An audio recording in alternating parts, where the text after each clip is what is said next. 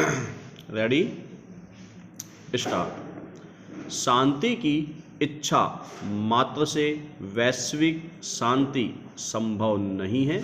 Stop. वैश्विक शांति के लिए भी वैसी ही रणनीति की आवश्यकता है जैसी युद्ध के लिए चाहिए। स्टॉप। 6 अगस्त 1945 को पहले परमाणु बम का आक्रमण हिरोशिमा पर हुआ और 3 दिन बाद नागासाकी पर। स्टॉप। इसी दौर में एशिया महाद्वीप में देश के औपनिवेशिक शासन से आज़ादी के लिए संघर्षरत थे।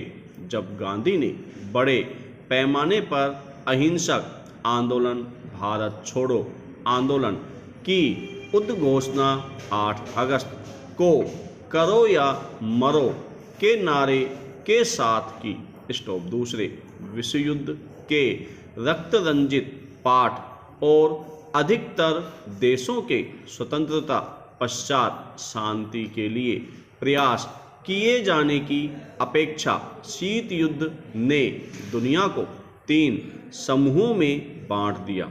स्टॉप। सोवियत संघ के विघटन के बाद हालांकि नाटो और गुटनिरपेक्ष जैसे संगठन अपनी प्रासंगिक भूमि गंवा बैठे। स्टॉप। 21वीं सदी के प्रारंभ में जिस वैज्ञानिक प्रगति के सहारे हम ईश्वरीय सत्ता को विस्थापित करना चाहते थे, उसी धर्म दर्शन ने गगनचुंबी अट्टालिकाओं में वायुमान घुसा देने की प्रेरणा दी। स्टॉप। पैरा। जो समाज युद्ध चाहता है वह अपने बच्चों को युद्ध के लिए तैयार करता है, पर जो समाज शांति चाहता है वह कोई भी ऐसा प्रयास नहीं करता। स्टॉप। ताज़ा आंकड़ों के मुताबिक हर वर्ष दुनिया भर में करीब 2000 अरब डॉलर रक्षा मद में व्यय किए जाते हैं। स्टॉप। हर साल 80 लाख हल्के अस्त्रों का उत्पादन किया जाता है और पृथ्वी पर प्रत्येक नागरिक के लिए 2 गोलियां बनाई जाती हैं। स्टॉप। सशस्त्र युद्ध में मारे जाने वाले 3 में से प्रत्येक 2 शांत देशों के नागरिक हैं। स्टॉप। प्रत्येक मृत व्यक्ति के अनुपात में 10 और लोग बुरी तरह घायल होते हैं।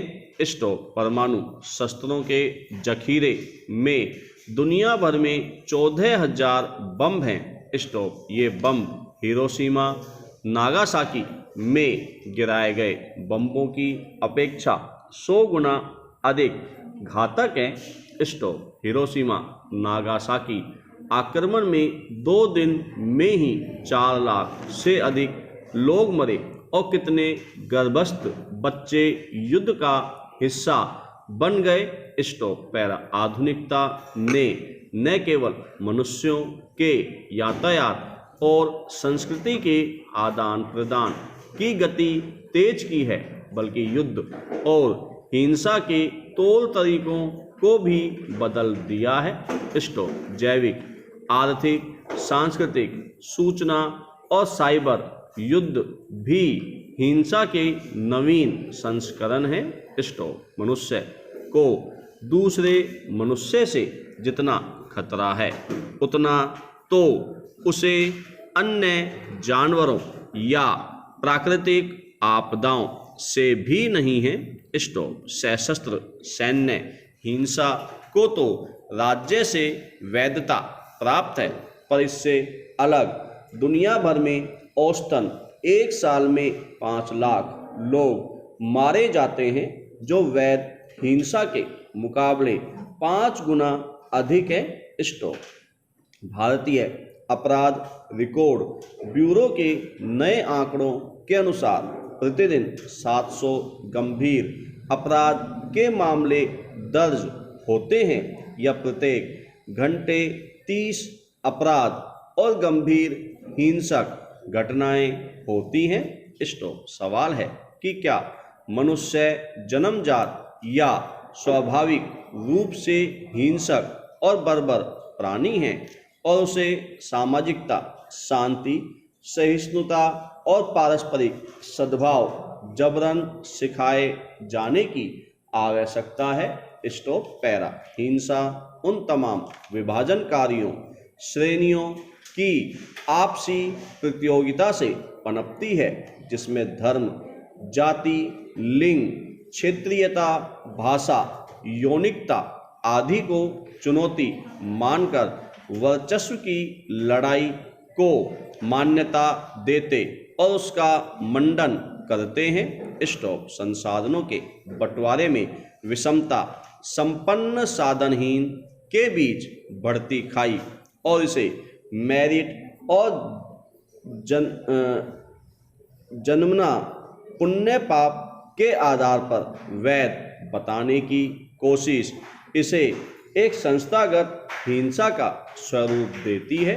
स्टॉप। गरीबी, अस्पृश्यता की तरह ही चरित्रहीनता माना जाता है। स्टॉप। ऐसे समाज में स्त्रियों के प्रति हिंसा को परंपरागत तरीके से वैध माना जाता है। स्टॉप। इसी तरह धर्म, वर्ण और जाति से परे जाकर प्रेम करने को भी दंड योग्य मानना स्वाभाविक है। स्टॉप। इन तमाम विरोधाभासों और विवादों को संवाद के जरिए सुलझाने की अपेक्षा बंदूक की नली से समाधान खोजा जाता है। Stop para. शांति और संवाद से किसी तरह के वाणिज्यिक लाभ की अपेक्षा नहीं है, जबकि हिंसा एक वाणिज्य है। स्टॉप। विकसित देशों के विकास और आर्थिक प्रगति का एक बड़ा कारण उनके हथियार निर्यात के लाभ का प्रतिफलन है। स्टॉप। अफ्रीका, सीरिया, यमन या कश्मीर जैसे विवाद अगर सुलट जाएं तो दुनिया भर में शस्त्रों का वाणिज्य ठप पड़ जाए और अमेरिका जैसी पूंजीवादी व्यवस्थाएं जो दुनिया के 34% हथियार निर्माण और व्यापार पर वर्चस्व रखती है, दिवालिया हो जाए। स्टॉप। शांति की अपेक्षा बहुत से देश हथियारों के बाजार में अपना वर्चस्व कायम करने की होड़ में लग गए हैं। स्टॉप।